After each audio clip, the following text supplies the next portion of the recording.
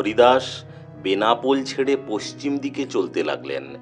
হীরার পরীক্ষার পরে তাঁর খ্যাতি খুব বেড়ে গিয়েছে। তিনি যেখানেই যান সেখানেই তাঁকে দেখবার জন্যে বহু লোক জড়ো হয়। তাঁর দৈন্য, তাঁর সরল ব্যবহার, সকলের ওপরে তাঁর সৌম্য মূর্তি সবাইকেই মুগ্ধ করে। হরিদাসপুর গ্রামে কয়েকদিন থাকার পর তিনি চলে এলেন হুগলির নিকটে চাঁদপুর গ্রামে। সে সময় চাঁদপুরে বলরাম আচার্য নামে একজন নামকরা ব্রাহ্মণ পণ্ডিত বাস করতেন। তিনি হরিদাসকে আদর যত্ন করে শ্রদ্ধার সঙ্গে নিজের বাড়িতে নিয়ে এলেন। সেখানে বাড়ির একপাশে ছোট্ট একটি পাতার কুটির তৈরি করে হরিদাস বাস করতে লাগলেন। বলরাম আচার্যের সঙ্গে হরিদাসের আগে থেকেই পরিচয় ছিল। বলরাম আচার্যের বাড়িতে এই সময় এক তরুণ বালকের সঙ্গে হরিদাসের পরিচয় হয়। এই বালক হরিদাসের স্নেহ পেয়ে ধন্য হয়েছিলেন। উত্তরকালে ইনি রঘুনাথ দাস গোস্বামী নামে বিখ্যাত হন। হরিদাস কৃপা করেন তাঁহার উপরে, সেই কৃপা কারণ হইল চৈতন্য পাইবারে। রঘুনাথ ছিলেন সপ্তগ্রামের বিখ্যাত ধনী জমিদার হিরণ্য দাস মজুমদার ও গোবর্ধন দাস মজুমদার, এই দুই ভাইয়ের একমাত্র বংশধর ও উত্তরাধিকারী। গোবর্ধনের তিনি একমাত্র সন্তান। হিরণ্য ও গোবর্ধন একদিন পরম সমাদরে হরিদাসকে নিয়ে আসেন তাঁদের ঘরে। কথায় কথায় সেখানে তর্ক উঠল, উচ্চৈশ্বরে নাম করা কেন? কৃষ্ণ নাম জপ করলে কি হয়? কেহ বলে নাম হইতে হয় পাপক্ষয়, কেহ বলে নাম হইতে জীবের মোক্ষ হয়। হরিদাস কহে নামের এই দুই ফল নয়, নামের ফলে কৃষ্ণ পদে মন উপজয়। হরিদাসের নম্র স্বভাবে সবাই সন্তুষ্ট হলেন। কেবল একজন দুষ্ট লোক হরিদাসকে সেখানে অপমান করে। অদ্ভুত ব্যাপার হলো, এই ঘটনার অল্প কয়েকদিনের মধ্যে সেই লোকের শরীরে দেখা দিল ভীষণ কুষ্ঠরোগ। তার নাক, হাত পায়ের আঙুল সব খসে পড়ল। হরিদাস এই দৃশ্য সইতে পারলেন না। তিনি চাঁদপুর ছেড়ে চলে গেলেন। এরপর হরিদাস এলেন শান্তিপুরে। এসে তিনি শ্রী অদ্বৈতের চরণ আশ্রয় করলেন। আবার গঙ্গাগর্ভে তাঁর জন্যে গোঁফা তৈরি হলো। হরিদাস অহর্নিশ সেখানে থাকতেন। কেবলমাত্র প্রসাদ পেতেন শ্রী অদ্বৈতের ঘরে। গোঁফায় বসে হরিদাস অবিরাম নাম জপ করতেন। একদিন আপন ভুলে নাম করতে করতে শান্তিপুর থেকে 4-5 মাইল দূরে ফুলিয়া গ্রামে হরিদাস উপস্থিত হলেন। ফুলিয়ার ব্রাহ্মণ পণ্ডিতরা তাঁকে সাদর অভ্যর্থনা করলেন। ফুলিয়া গ্রামের যত ব্রাহ্মণ সকল, সবাই তাহারে দেখি হইল বিহ্বল। অল্প সময়ের মধ্যে ফুলিয়ার বহু ব্রাহ্মণ তাঁর প্রতি অনুরক্ত হলেন। হরিদাস যখন আত্মহারা হয়ে হরি হরি বলে নাচতেন, তখন সকলে তাঁর দেখা দেখি তাঁর সঙ্গে নাচতেন। ফুলিয়ায় তাঁর বাসস্থান এখনো বিখ্যাত হয়ে রয়েছে। তাকে সকলে হরিদাসের পাট বলে জানে। অনেকে বলছেন মাঝে মাঝে এখনো সেখানে নানা অলৌকিক ভাব প্রকাশ পেয়ে থাকে। সুলতান হুসেন শাহ তখন গৌড়ের সম্রাট। তাঁর অধীনে ফুলিয়ার কাছে যে কাজী বাস করতেন তার নাম ছিল গোরাই কাজী। তাঁর কাছে ফুলিয়ার ও আশেপাশের বহু মুসলমান গিয়ে একদিন হরিদাসের বিরুদ্ধে নালিশ জানালেন। ফুলিয়াতে হরিদাস নামে একজন হিন্দুয়ানি কার্য করে হইয়া জবন, আখের খাইল লোকে হইল উপহাস, ক্রমশ জবন ধর্ম হইবে বিনাশ। তাদের কথা হলো, হরিদাস মুসলমান হয়ে হিন্দুর মতো হিন্দুর ধর্ম প্রচার করে বেড়ান। দিনরাত তিনি হরি হরি করেন। হিন্দু সমাজ তোলপাড় করে বেড়াচ্ছেন তিনি। ফলে হিন্দু ধর্মের প্রচার বাড়ছে, ইসলাম ধর্মের প্রচার কমে যাচ্ছে। কাজী সাহেব হরিদাসকে ডেকে পাঠালেন। তাকে কত করে বোঝালেন, হিন্দুয়ানি করতে বারবার নিষেধ করলেন। হরিদাস কিছুতেই সম্মত হলেন না। তিনি জীবনে যা সত্য বলে বুঝেছেন, অপরের কথায়, অন্যের শাসনে বা রক্তচোখ দেখে তা ত্যাগ করবেন কেমন করে?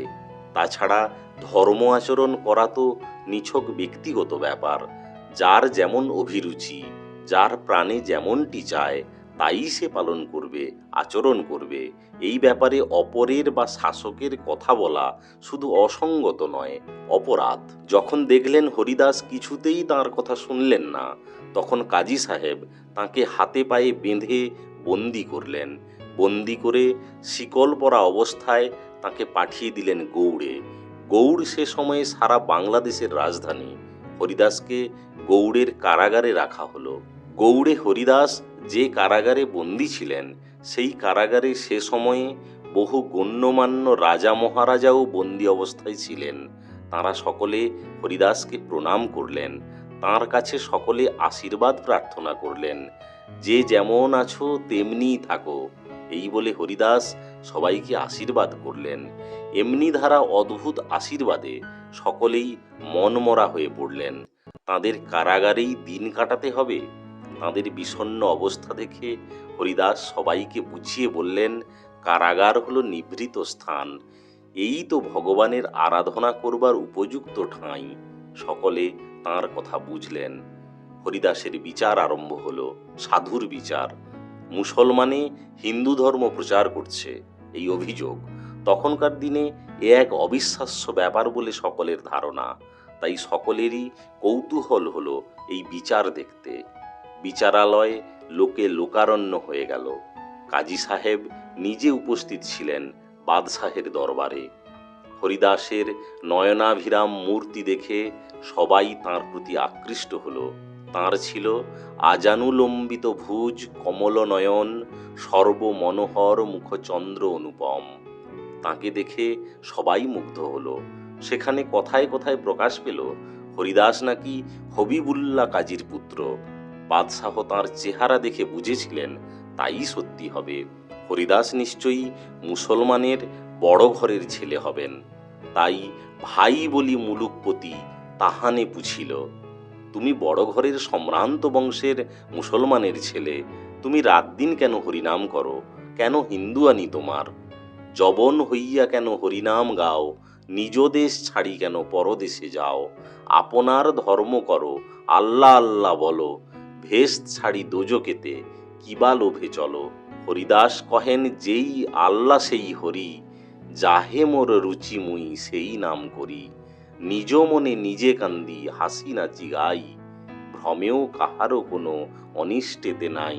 সর্বলোক সেই এক ঈশ্বর সন্তান, অজ্ঞনরে ভেদ করে হিন্দু মুসলমান। হিন্দু মুসলমান সবাই একই ঈশ্বরের উপাসনা করে। কোরআনে পুরাণে একই ঈশ্বরের মাহাত্ম্য প্রচারিত। তিনি আমাদের যা করাচ্ছেন আমরা তাই করছি। শুনো বাপ, সবারই একই ঈশ্বর, নাম মাত্র ভেদ করে হিন্দু ও যবনে, পরমার্থে এক কহে কোরআনে পুরাণে।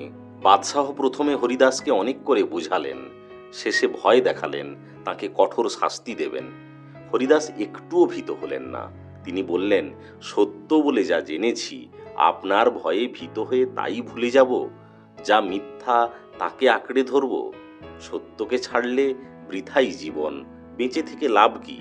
তিনি অবিচলিত কণ্ঠে বললেন, খণ্ড খণ্ড যদি হই যায় দেহ প্রাণ, তবু আমি বদনে না ছাড়ি হরিনাম।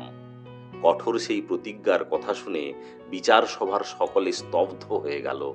চমকিত হলো সকল লোক। কই এমন অপূর্ব কথা তাঁরা তো কখনো শোনেননি। এমন তেজস্বিতা, নিশ্চিত মৃত্যুকে এমনভাবে উপেক্ষা করা, সত্যের জন্য এমন দৃঢ়তা, সত্যকে আঁকড়ে ধরে জীবন সর্বস্ব করতে এমন ধারা বলিষ্ঠ উক্তি জগতে তো বড় বেশি শোনা যায়নি। যারা ধর্মান্ধ, যারা গোঁড়া, নেহাত হতভাগ্য যারা, তারা এই কথায় সন্তুষ্ট হতে পারল না। বাদশাহের কাজী দেখলেন তাঁদের ধর্মের অবমাননা হলো এতে, বিধর্মীরা এতে প্রশ্রয় পাবে। তিনি রাগে ক্ষেপে গিয়ে হরিদাসের প্রাণদণ্ডের আদেশ দিলেন। যেমন তেমন করে প্রাণবধ করা নয়, 22 বাজারে বেত মারতে মারতে তার প্রাণ বধ করবার আদেশ দেওয়া হলো। হরিদাসের কিন্তু তখনও নাম চলছে, মুখে চলছে মুহুর্মুহু হরিনাম। ঘাতকেরা তাকে নিয়ে চলল। গৌড় তখন প্রকাণ্ড শহর। সেই শহরে তখন 22টি বাজার ছিল।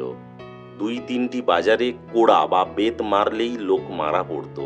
হরিদাসকে শেকল দিয়ে বেঁধে বাজারে বাজারে বেত মেরে ঘোরানো হতে লাগলো। ঘাতকদের কোড়া বা বেত মারার বিরাম নেই, হরিদাসের হরিনাম জপেরও বিরাম নেই। যে দেখে এই করুণ মর্মান্তিক দৃশ্য, সেই অঝরে কাঁদতে লাগলো।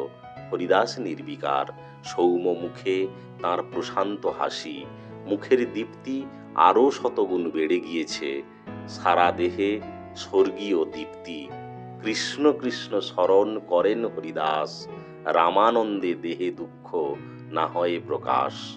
ঘাতকরা হরিদাসকে মারছে, নির্মমভাবে মারছে, তাতে তাঁর যত না লাগছে তার চেয়ে বেশি লাগছে অন্য আর এক কারণে।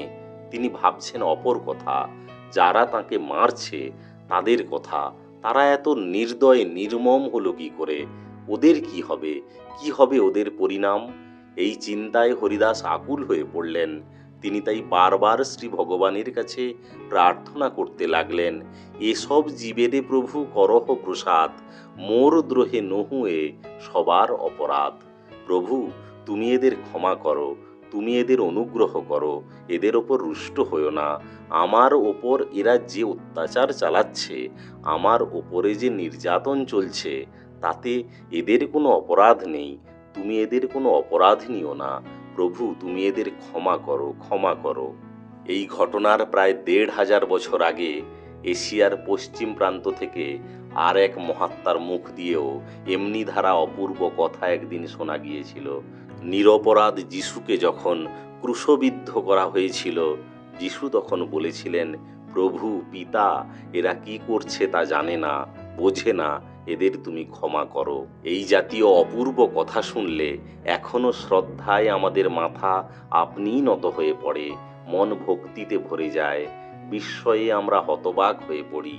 যারা বেত মেরে তাঁর পিঠে রক্ত বইয়ে দিচ্ছে, যারা তাকে ক্ষতবিক্ষত করছে, তিনি শুধু তাদের জন্যই ব্যথা পাচ্ছেন, কাতরভাবে বলছেন, এসব জীবেরে প্রভু করহ প্রসাদ, মোরে দ্রোহে নহুয়ে সবার অপরাধ।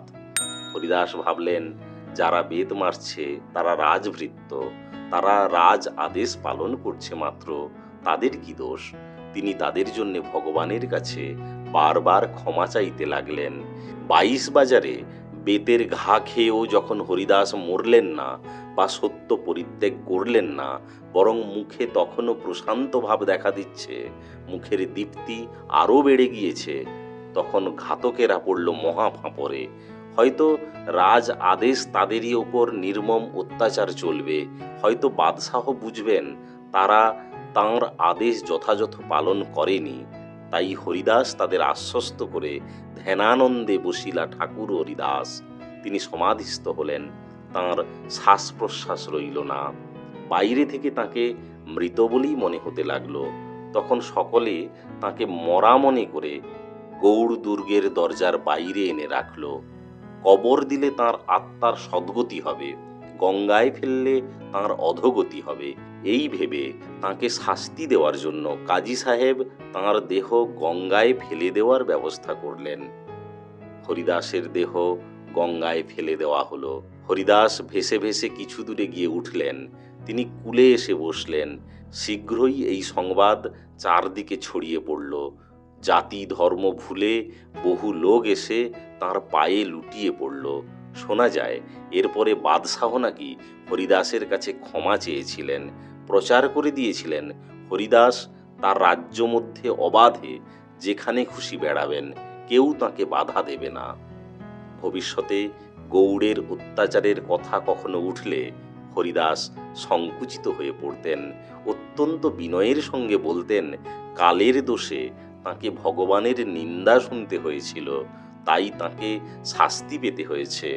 ভগবান পরম দয়ালু কিনা, তাই দয়াল ঠাকুর আঘাত দিয়ে তাকে পরম স্নেহ দেখিয়েছেন। কয়েকদিন বাদে হরিদাস ফুলিয়া যাত্রা করলেন। ৮টি পর্বে সমাপ্ত হরিদাস ঠাকুরের জীবন ও দর্শনের এটি তৃতীয় পর্ব। দর্শক ও শ্রোতা বন্ধুরা অবশ্যই এর পূর্ববর্তী প্রথম পর্ব ও দ্বিতীয় পর্ব দেখে নেবেন। পরবর্তী পর্বগুলি দেখার জন্য আমাদের চ্যানেলটি সাবস্ক্রাইব করে সঙ্গে থাকুন।